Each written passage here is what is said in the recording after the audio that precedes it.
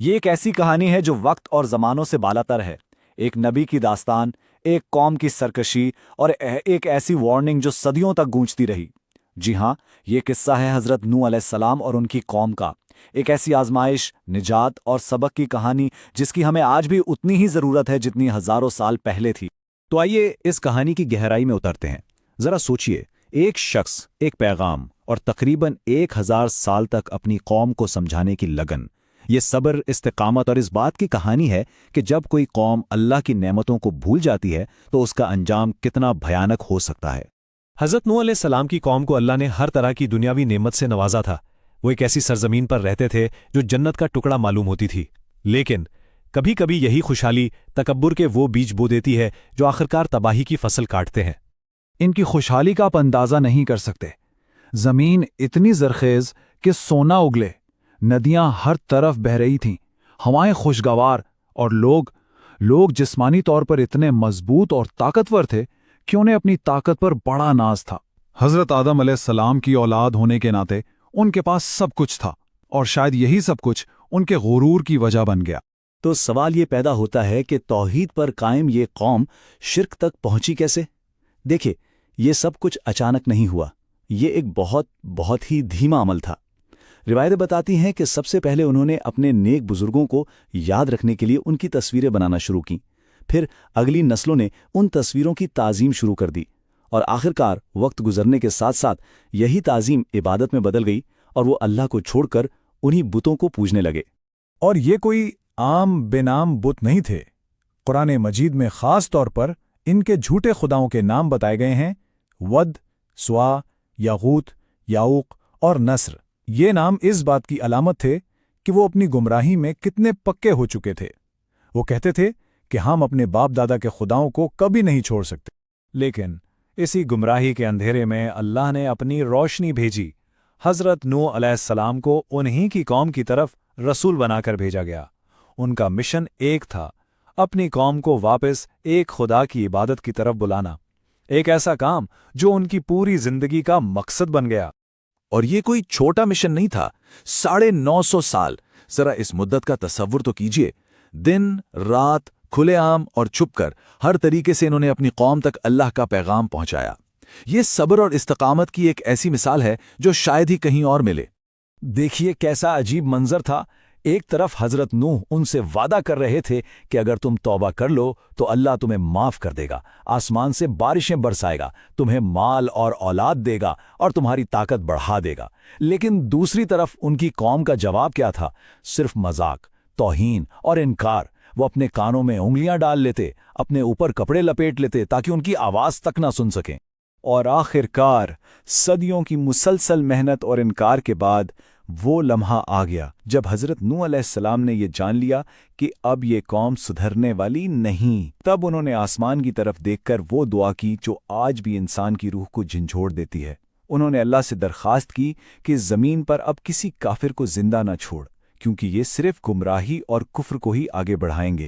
اس دعا کے بعد کہانی ایک بالکل نئے اور حیرت انگیز موڑ پر آ جاتی ہے۔ اللہ کا حکم آتا ہے، لیکن ایک ایسا حکم جو بظاہر دنیا کی کسی منطق میں نہیں آتا تھا۔ ایک ایسی جگہ پر کشتی بنانا جہاں دور دور تک پانی کا نام و نشان نہ تھا۔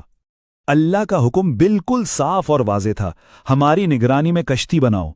یہ حکم صرف نجات کا ایک ذریعہ ہی نہیں تھا، بلکہ ظالموں کے لیے ایک حتمی فیصلہ بھی تھا، اور ساتھ میں ایک وارننگ بھی تھی کہ اب ان کے بارے میں کوئی سفارش نہ کرنا، کیونکہ ان کا انجام طے ہو چکا ہے۔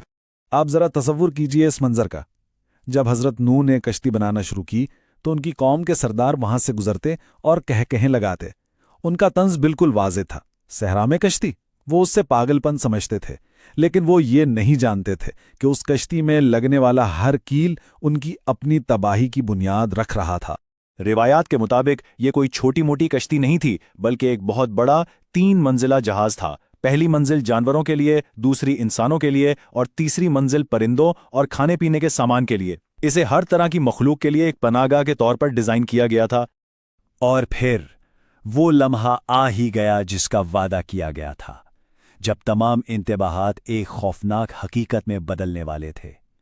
مذاق اور طنز کا دور ختم ہوا اور اللہ کا فیصلہ پورا ہونے کا وقت آ گیا۔ سیلاب کے شروع ہونے کی نشانی بہت عجیب تھی۔ یہ کوئی عام طوفان نہیں تھا۔ قرآن بتاتا ہے کہ جب تندور ابلنے لگا، جی ہاں، ایک عام گھریلو چولہا جس سے اچانک پانی پھوٹ پڑا، یہی وہ الہی نشانی تھی جس کا حضرت نوح علیہ السلام کو انتظار تھا۔ اور پھر تباہی اپنی پوری شدت کے ساتھ نازل ہوئی۔ یہ صرف بارش نہیں تھی، زمین کے اندر سے چشمے پھوٹ پڑے اور آسمان کے دروازے کھول دیے گئے جہاں سے موسلا دھار پانی برسا۔ یہ دونوں پانی ایک ایسے فیصلے کو پورا کرنے کے لیے مل گئے جو پہلے ہی لکھا جا چکا تھا، اب اسے کوئی نہیں روک سکتا تھا۔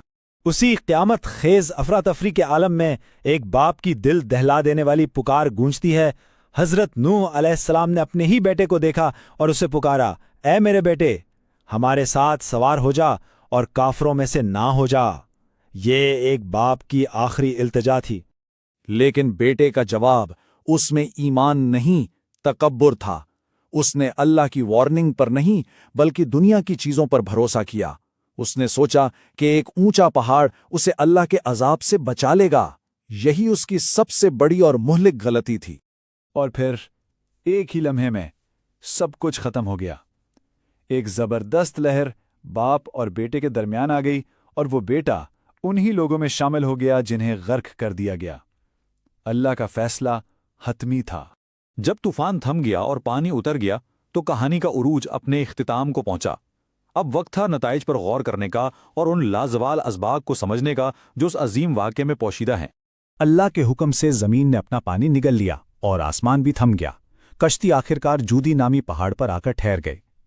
حضرت نوح، ان کے گھر والے اور وہ مٹھی بھر مومنین کشتی سے باہر نکلے اور انسانیت کے لیے ایک نئے باب کا آغاز ہوا۔ تو اس پوری کہانی سے ہمیں کیا سبق ملتا ہے؟